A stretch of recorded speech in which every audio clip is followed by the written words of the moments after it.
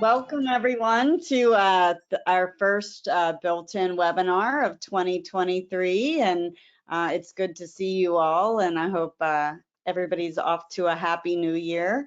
If you don't know me, I'm Sheridan Orr, and I'm the Chief Marketing Officer here at Built-in, and Built-in is a recruitment platform for tech professionals, and we have almost 3 million tech professionals who visit our site every month, and so I'll be sharing some insights from what we learned from those who come to our site and what we're predicting for 2023. So I'm excited to spend time with you, and I also am probably one of the few that has streamed Miley Cyrus's Flowers like 35 times a day since it came out.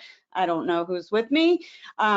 The other thing is we have switched to a new webinar platform called GoTo, and it's the chat is not the same if you've been to a previous built-in webinar where we keep the chat flowing, and we like to hear from you as much as to talk and share our thoughts. So please just continue to use it and ask questions, and our team behind the scenes will put them in the chat so that I can see them and address them real time.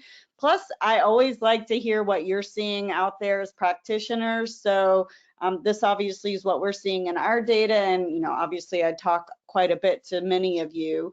So let me know. If not, feel free to send me an email, sheridan.orr@builtin.com, and let me know like what you're thinking about. Like, am I on track with what you're shaping your 2023 to be up for? And without further ado, let's get started. So next slide. So as you know, we're going to be talking about our talent predictions and trends that we're seeing in the market and showing you some of the insights that we have. And we're also going to give ourselves a grade on last year's, like how do we do? Because 2022 was like a year, the year with two halves, and they were wildly different. So next slide. So we'll talk about kind of then, what did we see last year and how do we do? And then we'll go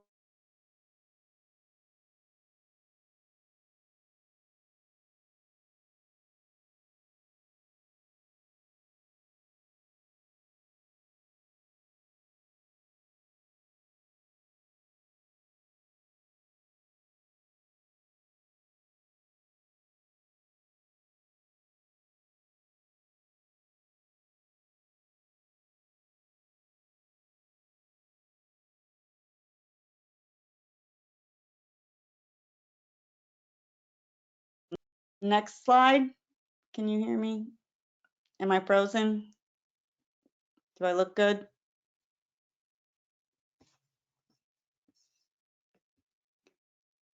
Okay, perfect. All right, great. So I'll keep going. So that's our agenda for today. And again, we have a new platform, so bear with us. And next slide. So obviously this was the beginning of the slide presentation for last year, and I was in black and white. So hopefully the fact that I'm in color this year means that it's going to be a wonderful time for all of us. So how did we do last year? Let's go. What were we talking about? So in 2022, we were talking about the Great Resignation. And clearly it's a completely different story as we start out this year. I think we were great on what we thought was going to happen in the first half of the year, and then the back half just was really different.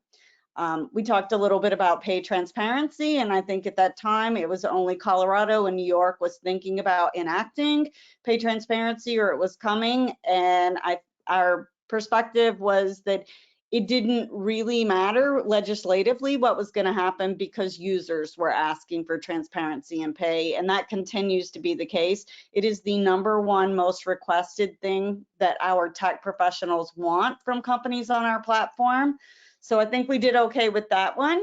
The annual review, we talked about that being dead, that our employees wanted much more frequent feedback. So we'll talk a little bit more about how that's continuing to evolve this year. And I think that was true. One of the things that we talked about is that career paths with promises was what was emerging. So not just tell me, hey, what do you need to do to move forward, but like what kind of guarantees am I going to get from the company? And I don't know that there are any guarantees that we can give people this year. So I think that one, we probably got a B or a C on. The next one is new skills that leaders need for managing the whole human. I think this is one where we really knocked it out of the park, and we'll talk some more about that. And it really is about how do we make sure that our employees can bring their whole self to work, and what skills do we as leaders need to make sure that we have.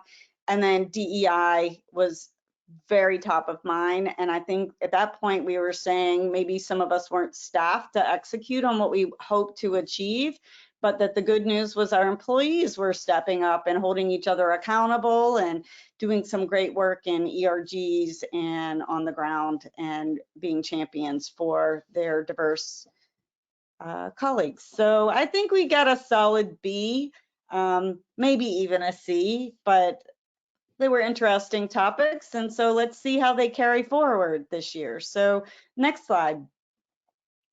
So those of you who are in recruiting, this probably feels exactly like what's going on. So, you know, last year we were in a frenzied state trying to make sure we could fill those roles. We had people asking to delay starts for 6 months while they went on sabbatical, and we were like, yes, if you'll just come be our site reliability engineer, you can do that. So it was fast and furious, hiring, promoting, doing everything we could to get those important roles filled. And this year, it seems like things have really cooled, but I don't think we still need those really valuable employees. And I think we're going to need to think about retention a lot going into the year. So probably feels wildly different for many of you. If that's the case, please let me know. I'd love to hear from you on LinkedIn. Please just let me know how you're feeling. So with that in mind, let's get into our trends. So next slide. So what do we think is in store for 2023? So, I mean, we have to start with the layoffs, and, you know, they continue. There's quite a few headlines today. If you look in Q1 of 2023, and we're 3 weeks in, we're almost catching up to what was really the worst quarter, which was Q4 of last year. And I think they'll continue. Most of the publicly traded companies right now are in earnings season, and so we'll start to see those probably come out.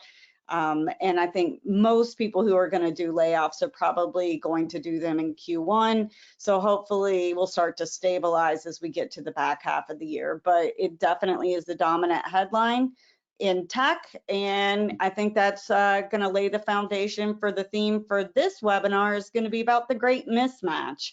I think there is a distinct difference between what employers really want to do going forward and what employee expectations are. So we'll talk quite a bit about that. So, there are these layoffs looming, but there's still a lot of demand for tech roles and people in technology. So next slide. So when we think about which industries have been hit the most, you think about it as it's the COVID winners or kind of right sizing. So obviously e-commerce and retail and those consumer tech delivery services, they really blossomed. And honestly, we all could not have lived without many of them during the height of COVID, and they're starting to have some corrections. Transportation is definitely another one of those. You remember how many trucks were waiting in line just to pick up their latest load. So I think, we're just seeing some correction there. So no surprises here by industry. And then, all others is clearly the largest. So next slide. So with all of these layoffs in tech, we would be asking ourselves, what? Recruiting and retention should be a breeze right now, right? Everybody wants to have their job. Maybe the employer took a lot of the leverage back from the employees. And I would say that that's probably the case, but I wouldn't say that's the whole story, or at least that's not what we're seeing when we talk to professionals like you and look at other data. So next slide. So really, when we think about the great mismatch, that is the competing forces of employers who had a lot of the leverage going into 2020 and 2021. And then employees kind of took it back last year. And so where are we today? So next slide. I don't know if you, and many of you saw that there were a couple of articles that everybody wanted to be in tech, and this was in 2018. And I mean, it was a safe place to be. It was always rising. It was, really, we were building the future as technology companies, and we're still doing that. So there was a big rush to come into technology. So what does that look like today? Next slide. So there was a quote, and that I think these got out of order, but it really was an interview with Jim Cramer, and it started, and it was in the summer, and it was a bunch of technology CEOs, and they told Jim Cramer that the biggest problem that they had facing them right now was that they had spoiled workers in the Silicon Valley that wanted everything done for them. And totally get that. They felt like we were asking for way too many perks. Obviously, if many of you were hiring in that market, you know how rapidly salaries were expanding. And then on the other side, I think that tech workers are a little frustrated with the CEOs and how they have behaved. I think, I read an article recently about Muskification, and that all of these layoffs are really tech CEOs following Elon Musk's lead. But I don't know that that's one we all want to follow. He did march into Twitter headquarters with a sink to say, let it sink in that I'm here, and then now is not paying the rent on his office space and asking employees to sleep there. There was a CEO that had laid off employees, and he cried. And I think a lot of employees did not take that very well. And then you have Sam Bankman-Fried and Elizabeth Holmes, really beacons of where we thought tech was going to go, and crypto and health tech. Both fled the country. And then you have a lot of people were very upset with Microsoft in Davos. They had Sting perform for their executives and obviously top clients and people they want to influence the same eve that they were going to lay off 18,000 people. And then the Google layoffs were quite by surprise to those employees. And even in light of those, investors were still saying, hey, Google, we want you to go deeper. So if CEOs were frustrated with employees asking for so much, I think employees and candidates are also frustrated with CEOs not behaving in the best interest of the company long term. And I have also heard a lot of blame for executives of overhiring and hiring too quickly, and that we should have had better understanding of how that was going to play out. And I think that's fair criticism on both sides. So let's go to the next slide. So I think that that was the growth at all costs that proved very, very costly, is that the Silicon Valley or our tech mindset, many of us are kind of paying for that. But I think on the other side, as a leader, when you see a great growth opportunity and you need staff to capture that demand, it's hard not to want to hire and address the market. So again, we just got to get on the same page of what is a respectable level of growth and what can people really sustain. I did just see Josh Burson. If you haven't read his trends for 2023 report, it's really great. But one of the things he talks about is that we actually need to start thinking about not just, culture and engagement. We need to think about sustainability. Like, how do we keep our employees engaged, and how do we make sure that they're going to be with us and excited about what we're doing and have the stamina for the long term? So I think thinking about wellness through the lens of, does that give my employees more stamina, is going to be important too. So growth at all costs was costly. I think many of us have learned our lesson about that, and it is definitely one I, as an executive, taken to heart. So next slide is, so if tech was the hot in 2018 and people were coming to it, there was this article on LinkedIn that actually maybe coming to tech is that appeal dimming. And look, I have been in tech since I graduated from grad school. I love it. I love that we are companies shaping the future. I love the constant change. I love really making an impact. But do other people want to come? People who are in customer service and administrative finance, they really are looking at other sectors. But so that means maybe we need to rebrand and make sure we're telling the stories about those great things about coming to work for tech again. So next slide. So in a very unscientific way, I did a small poll on LinkedIn. I think it was only about 50 people that answered this, so it is small data. But I wanted to know, because most of my followers are in the technology space, like, how are you currently feeling about being in tech with the headlines, et cetera? And more than 50% were like, I am all tech all the time and I want to stay in this industry. And I think it is about making an impact and the exciting work that we all do. And only 20% were get me out of here right now. And maybe that was, they need a cooling off period. But I do think that we are going to, if we're doing employer branding, we can't just rely on being in tech to be the thing that attracts people to us. So we're going to need to tell stories about maybe why our companies are stable and great places to work for the long term. And we'll need to tell those messages for both candidates and for retention. So next slide, let's go. So with that in mind, and we've all seen the numbers of the layoffs, and I think I've been watching the unemployment number pretty closely. I think even at the last time they reported, it was like 3.5%. Anything under 5% is considered, a really great market. So we'll watch that. But the problem is, these are short term. We still have an $8.5 trillion talent shortage, and this is from a Korn Ferry report, which I highly recommend, and we'll send all these slides to you. But there's a lot of converging forces going on, but there is going to absolutely be a talent shortage in technology and manufacturing are the two that they said are the most at risk, and obviously healthcare is another one. But we'll start to see the baby boomers matriculate out of the workforce.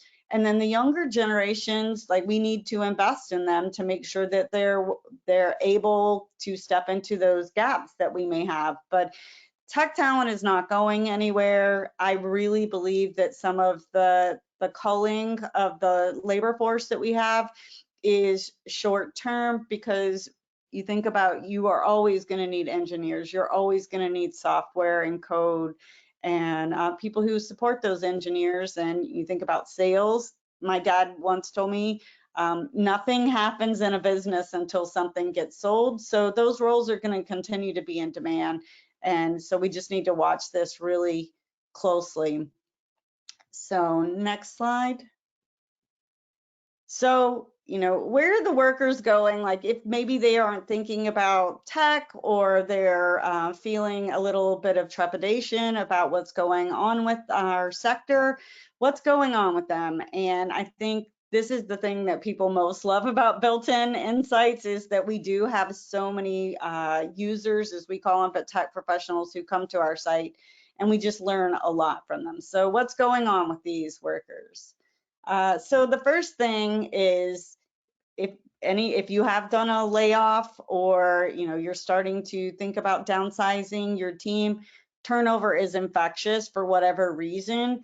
So retention should be top of mind for you, and that's certainly what keeps me up at night, is making sure that key players on our team stay engaged and feel like that our business is offering long-term chance for them to grow their careers and grow as individuals. So, but you think about, if you've been laid off, you may, or even if you've been left at the company, you may have lost friends.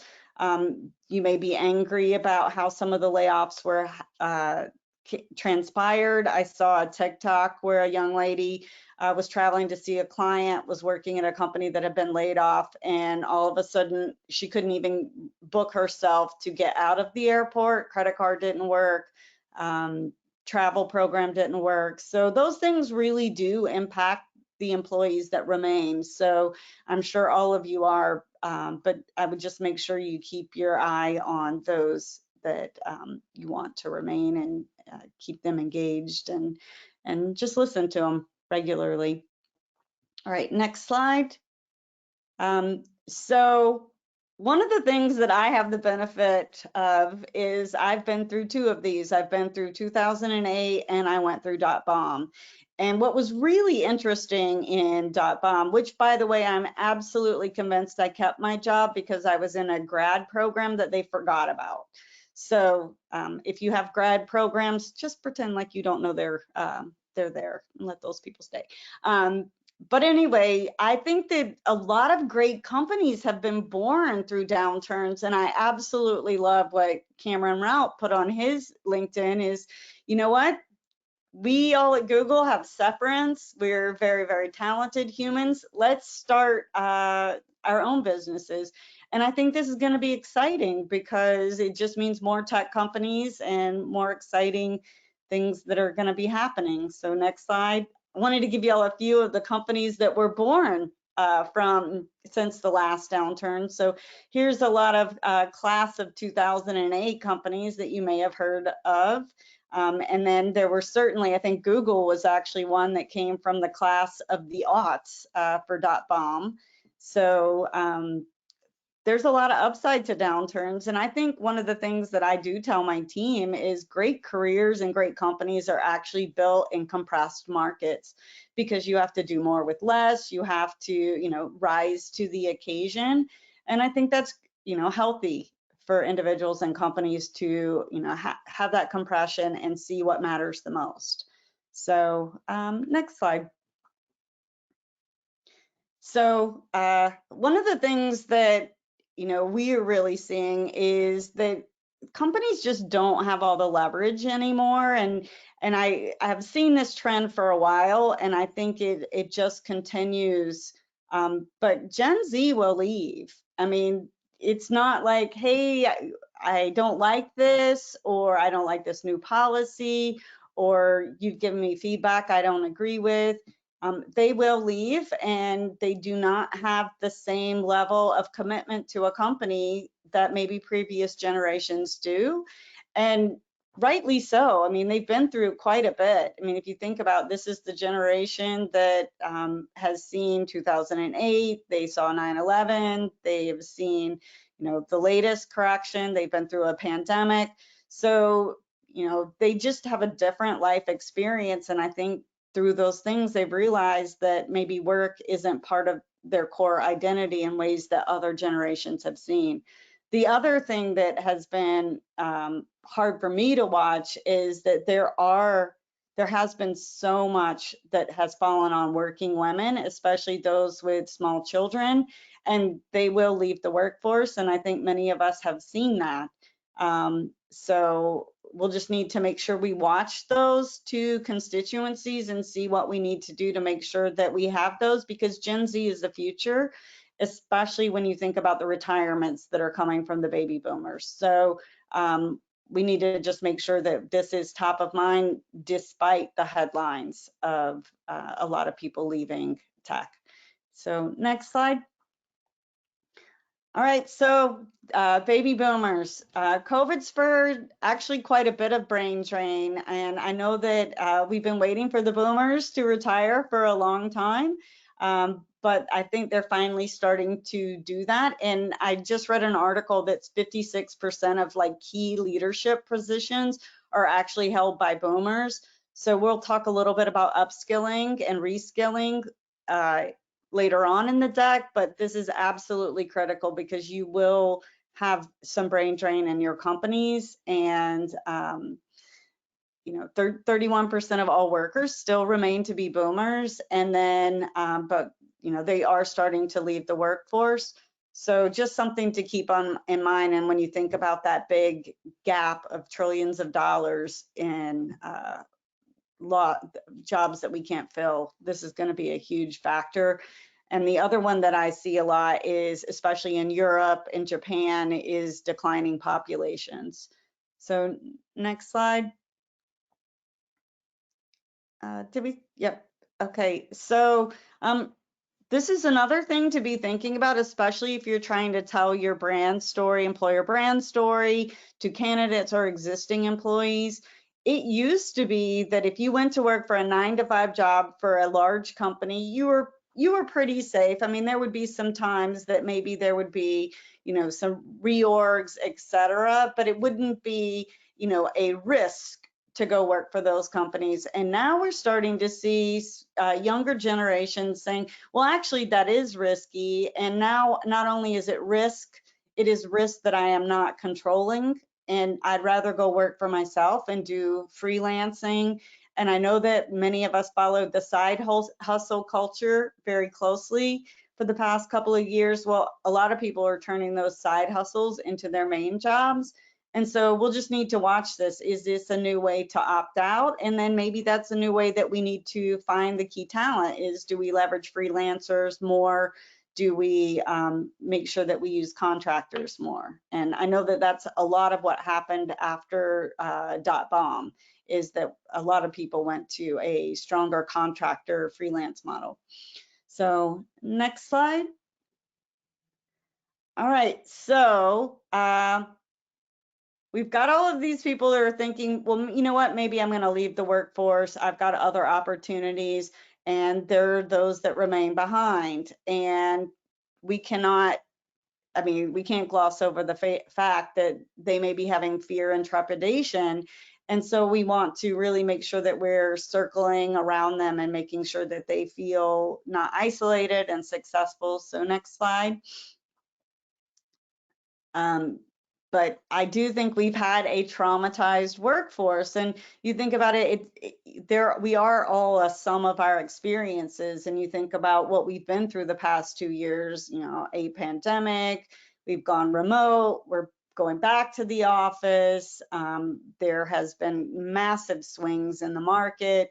So there is a lot of trepidation, and I would say the biggest thing to do here is to over communicate, make sure you're continuing to share your vision, the future of the company, and acknowledge that it may have been a rough couple of years.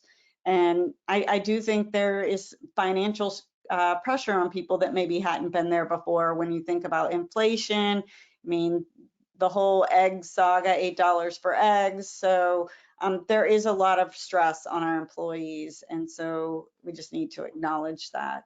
So next slide. So in this, I feel like one of the things that we've done so much over the past couple of years is turn on the faucet, turn off the faucet, turn on the faucet. Yes, we're hiring. Yes, we must brand. We're going all out on this. Oh, turn it off. Now let's not do anything. So the fact of the matter is brands are things that are enduring. And so we have to keep investing in them. We will be hiring again. I don't think anybody has any doubt about that. We need talented individuals to run our companies and to help drive us forward and service our clients and all of those things. And so you're going to have a tight talent pipeline eventually, and you're going to have to convince people to come back. So with that in mind, that we're going to have to try to get out of this all on, all off that we've been on for the past 2 years. By the way, this is a glass sculpture, and I just think it's very, very cool. So next slide. So when you think about this great mismatch between what employees want and what employers want, what was once preferences are actually expectations now. We've already heard that Gen Z will absolutely leave if they don't get it, but here's some things that they care about. One is mental health days. It's very important to them. 82% say that that is their number one benefit. 77% say DEI is. And when I look at LinkedIn, I've noticed that a lot of diversity, equity, and inclusion leaders have been impacted. And the reality is that's not going away just because we don't have heads of departments. Our employees think it's an important topic and they are going to hold us accountable. So I just think we need to make sure that we are continuing to do that hard work and focusing on that. And then we'll dig into more of this, the hybrid and remote. 74% of Gen Z say that's the, one of the top 3 things they want. And, why will they leave? It's, if they don't believe their salary is satisfactory for them to live on, they will leave. And burnout is a very real thing. When we just talked about a traumatized workforce, many of Gen Z, these are their first jobs, and it's been their experience to go through just kind of the wild swings that we've been through. So definitely burnout is going to be a factor, and burnout and work-life balance to me just go absolutely hand in hand. And I do think one of the things that we can do as leaders is to make sure that we help people draw better boundaries.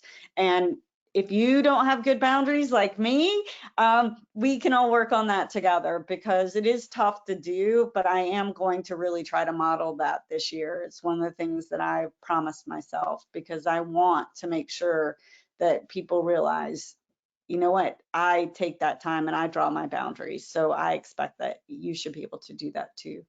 So next slide. All right, so DEI, and this is a topic that I'm incredibly passionate about, and I know that many of you are, but we've talked since George Floyd's murder about how important this is. I think we've seen it. One of the things that Built-In typically does is we publish an annual State of the Industry report for diversity in tech. And, at that point, like 35% of employers were just starting to build those programs, and 30% of our workers said that we weren't really making a whole lot of progress and that it was very poor effort. I do think that this is going to continue to come into focus. And one of the things that I've noticed about this round of layoffs that I had not noticed before is how outspoken those impacted and those remaining actually are about what has happened. So this is where I really appreciate that outspokenness, because it makes sure that we retain that accountability for these important things that we want to do. And then we're starting to do our 2023 report, and 51% of our workers say that we've made little or a poor effort into growing forward on diversity, equity, and inclusion. And we've got to keep it top of mind as leaders. We just have to. It's important. And it's also the viability of tech as a future. So our employees are going to continue to hold us accountable is kind of the key takeaway for this. All right, next slide. Upskilling is a really important sought after benefit. If you're doing anything with upskilling, or, apprenticeship programs, please, I'd love for you to send me an email or send me a LinkedIn, because this is something I'd love to know, companies that are doing a great job of this. I just saw Snap, which has had, a tough year financially, but they are keeping their upskilling new grad program because they think it's absolutely critical to their future. And so, and I would say it's important to all of us. It's the only way we fill that gap that we were just talking about in the Korn Ferry statistic. So 48% of US workers think they are very, very likely to switch jobs if they have an upskill and training program. And my dad will be so proud to know that I listened to him so much. We already talked about one of his other quotes, but one thing that he always told me, he was like, focus on your education and learning, because it is the one thing nobody can ever take away from you. And so I think that's one of the reasons that workers really, really value learning these new skills. They're valuable to them for a lifetime. And so it really is a great benefit. And we as companies have more skilled and talented workers who want to stay and use those talents with us. So definitely worth investment. It's one of the reasons we started a program at Built-In called Learning Lab, to make sure that tech professionals that come to Built-In can continue to grow their skills, and make sure they're staying current. So if you have not checked that out, you may want to point your employees to it. They can take a lot of free courses with our partners, so really important. But if you have had to make budget trade-offs, totally understand, but I've seen some great work that companies are doing with mentorships, with peer programs, making sure that employees that want an executive sponsor to learn from can absolutely do that. So this is one I'll be watching very, very closely to see what great companies are doing. So if you're doing something, please, I'd love to hear from you. So next. All right, so performance reviews and upskilling and all of that kind of goes together. But one of the things that Kelly Keegan, who leads our people team, really has been impressing upon us, and I think she's 100% right, is that we need to decouple the performance aspect of our reviews and when we give feedback and the pay. So it's very, very difficult to give somebody feedback and have them really listen and think that the conversation is about their career when all they want to know is, did I get promoted and what is my raise? And so I really like this aspect. I think it's going to take a lot more change management than I had anticipated to kind of change that cycle, but really having more conversations that provide feedback and career pathing and take a vested interest in making sure that our employees are moving forward. This is another one of those skills that we need managers to really learn how to do, is how to have a feedback conversation that really is given for the best interest of that employee and how they're going to grow over time. But definitely decoupling pay and comp conversations from feedback and career coaching, and just listening to the hopes, dreams, and aspirations of our teams. So the modern I think we'll start to see a lot of changes here. If you have done this, decoupled pay from performance, I'd love to hear from you too, because I think this is something we can all learn from on how to do it well. And as we go through it, I'm sure Kelly, who's very active in HR communities, will be sharing what we're doing. So just stay tuned. But I do think this is absolutely the next wave of that, career paths with promises. So next slide. All right, pay transparency. I wish I had the chat so badly, because I think this is the best thing that we can all do for the future of work, and the hardest thing that we will ever do, because it is really difficult to get right. And there's a lot of unintended consequences. One of the things that I'm already seeing is leaders that have multiple people in the team doing the same thing they're actually having wage compression because they're like, I'm just giving everybody the same raise, the same salary, because I don't want to deal with that. And that takes the incentive away from some of our star employees. So there's just going to be a lot to get right about pay transparency. And I know it's something we've all been talking about, but it is an absolutely wonderful idea. It's just hard to execute. And I think it's just going to take us some time. The other thing we're seeing is, in light of those managers doing pay compression because they don't want to explain gaps in wages among people that are doing very similar functions, or is this whole emergence of ideals. And it's a side deal of things that are, you know, really personalized. Like I don't want to work on Wednesday mornings because I'm going to play tennis. Which I wish.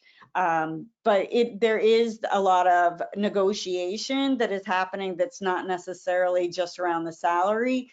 So I would say if you're going to do pay transparency, you are going to have to invest quite a bit in manager training, because comp conversations are already awkward anyway. And now not only are you going to be having a conversation about that individual's pay, they're going to have some visibility into what others pay. So I know that many of you will have your work cut out from you. I have a question. What does it mean to have transparency in comp? We hear it a lot, but what does it really mean?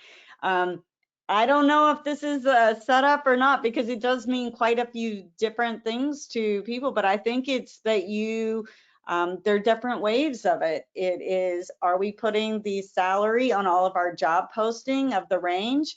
But I'm seeing such wide ranges. Oh, you could be making from 50,000 to 120,000 in this role. Well, the range is so wide, it's not really helpful. So I think it's having a real tight, like what you can really expect to make in this role. And then I am seeing people take it to the next level where they're publishing everybody in the entire company's salary. It just depends on what level of transparency, but I think at the job level, real reflection of what that role pays is probably what we mean by pay transparency in this context. So, all right, decoupling performance receipt. I'm reading a question.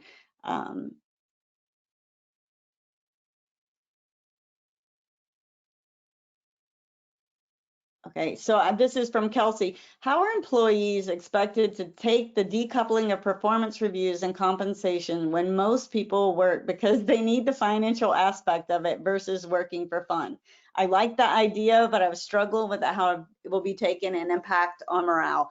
I totally agree with you, Kelsey. That's why I think it's such a good idea, but it is going to be hard in practice, because the reason I want to get better at my job typically has been, I want that promotion and I want that greater salary. And I think that that's super important. And I think we should still have those conversations when we are having that comp discussion. But I do think there are times when we want to say, like, hey, what are your aspirations outside of that? And we want to have an open conversation. It may be somebody on my team wants to move to the product team.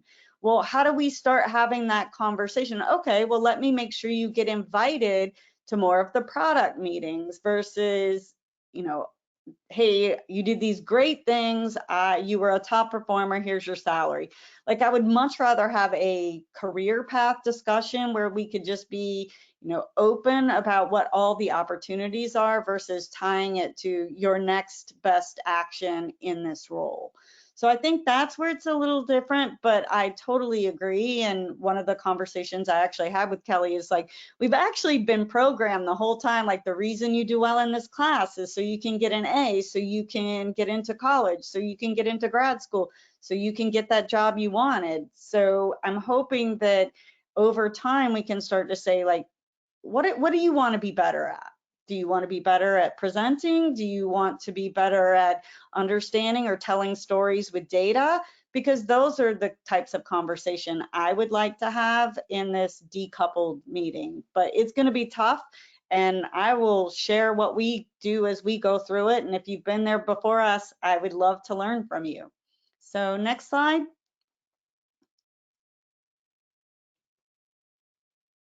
All right, so let's talk about our favorite topic, remote, hybrid, in office. You can't put the genie back in the bottle. And so I think there's just some really wildly different ideas about what should we go back into the office, what is better for employees, what is better for companies. And I just love, if you read the Morning Brew and the HR Brew, I just love their little snarky tone because this just tickled me. Citigroup CEO Jane Fraser, a hybrid work champion, says she's bringing back the underperforming staff to the office so they can wander around waste paper clips in an expensive building and get coaching. So I think that's the wildly negative view of returning to office, but I thought it was just funny, and I love a good, well-written quip, so I had to include it. But where are we going to land in return to office? So next slide. So this actually is some built-in data, and I literally just got it this morning. And so our co-founder and head of our growth team, and Adam Kalika, was calling this the remote mismatch. And the fact of the matter is, at the peak of March 2022, of the jobs on built-in, there were 46% that were remote. Today, that has gone down to 38.1%. And in November, it was 42%. But still, this is a pretty wild shift given where we thought the future of work was going. So when you think about that, the companies are actually posting fewer remote roles than they had been in the past. But the activity on the remote jobs from professionals continues to be much higher. 62% of those who viewed jobs on built-in were looking for remote jobs, and they were specifically looking for remote jobs. And of those that actually garnered applications, 70% of those were remote jobs. And the conversion rate from once they look at your job to when they apply on a remote job is still much higher. When we think about those that want to return to office, 30% of those job applies are going to those jobs, and they do have a lower conversion rate. That being said, I do think that one of the things that Scott Galloway talks about, if you follow Professor Galloway, is one of the big problems that we have in upskilling Gen Z and making sure that they're successful is they don't have a network because they've never been in the office. They don't have executive sponsors. They don't have mentors. They don't have just that kind of information that you get about companies and the roles from listening to other people talk and discuss and getting to know people in different departments. So I do think there is something to be said for returning to the office, but I think employers want employees back in the office. Employees are like, no, I've built a great life in the way I'm doing it now. So we'll have to find that balance, and eventually I think that will kind of come to equilibrium, because there's a role for both in the future of work. So next slide. So one of the things that we like to talk about is human-centered remote. And if you are going to have remote employees, I think that the reality is most of us are going to be hybrid at some level. And we just need to make sure that we find that balance. And we call this human-centered remote, but I think this is just human-centered leadership, is focus on well-being. And we need to make sure that we are really thinking about the whole human, because the whole human shows up for us. It's not segmented anymore. Family harmony is something that we actually have been seeing quite a bit, is that we need to make sure that our employees have that time with their family. And 82% of people report being happier when working from home. But I do think there is a certain population that is actually more isolated when they're working from home. And so that is going to be the balance, is how do we make sure that people don't feel isolated? Burnout is continuing to, affect all of us. And so especially I imagine you as HR leaders, so take care of yourself first, but it is going to be, I don't think we're going to go back to where there's a professional you and a personal you. Everybody is going to, we're just going to be whole humans at the office. So let's go to the next one. All right, so I'm a brand geek, and Kevin Keller out of Dartmouth is my absolute favorite brand thinker. And so I started working on what does an employer brand model even really look like at the end of last year. And we presented this at Gartner Reimagine HR. If you haven't seen this, I'm going to go through it really quickly and just kind of tell you how I think about employer brands and how you may want to think about positioning yours in light of some of the trends that we just talked about. So let's go next slide. I do want to give a shout out though, before we get into that, to two companies that actually are thinking in a much more human-centered way, Nintendo and Apple. Neither one went through a crazy hiring frenzy. They both have said we're going to cut executive pay and a lot of the other perks and expenses on things like having Sting at Davos to make sure that we can keep the employees that we have. So, there are companies that do think about being human-centered for the long term. And I read a quote from Nintendo's Iwata, and he said it really, like mass layoffs, mass changes, put so much stress on our system that we miss development cycles. And they are a consumer brand where a delay in one of their products is newsworthy.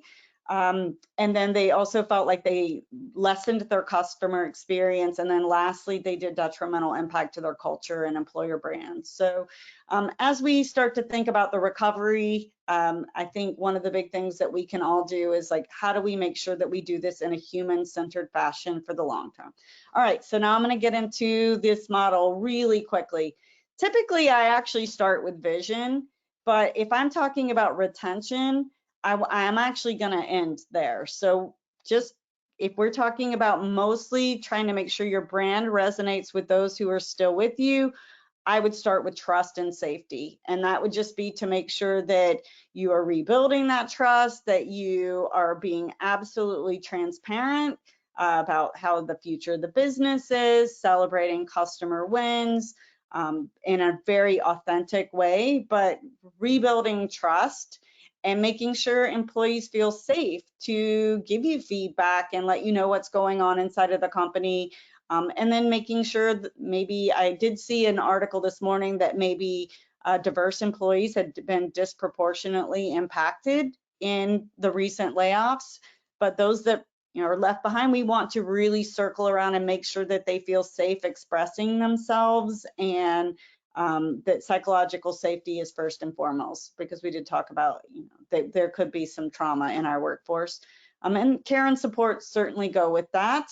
And then empowerment and opportunity, making sure that we're upskilling, reskilling, giving feedback, being champions of the careers of our teams and staff. And then lastly, just reaffirm your vision, because one of the great things about the tech companies, and I'm looking at those of you who are in attendance, and they're just some wonderful companies that are doing great things to change the world. Don't let your existing employees, even though they may have been through a lot lately, don't let them lose sight of the vision of the important work that you're doing and that you're going to do together, and you're going to do that in the future.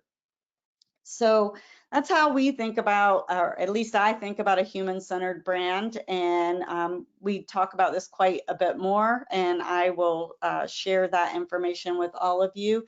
And I know I have talked for 55 minutes, and I'm so sorry, but I guess I've been out of shape for webinars, and I'm excited to be with you.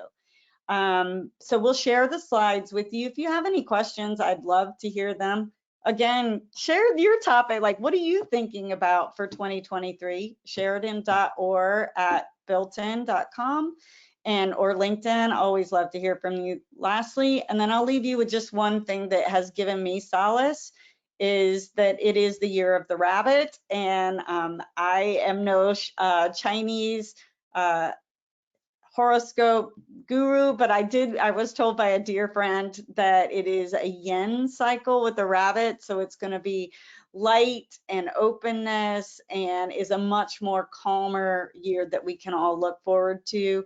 And regardless, we'll all be here together. And thank you so much for spending time with us today. And I hope this was valuable. And I would love to know in the comments or feedback that you give us, what do you think of our trends? Are we mismatched at the core? And do we think 2023 is going to be an amazing year? I think so.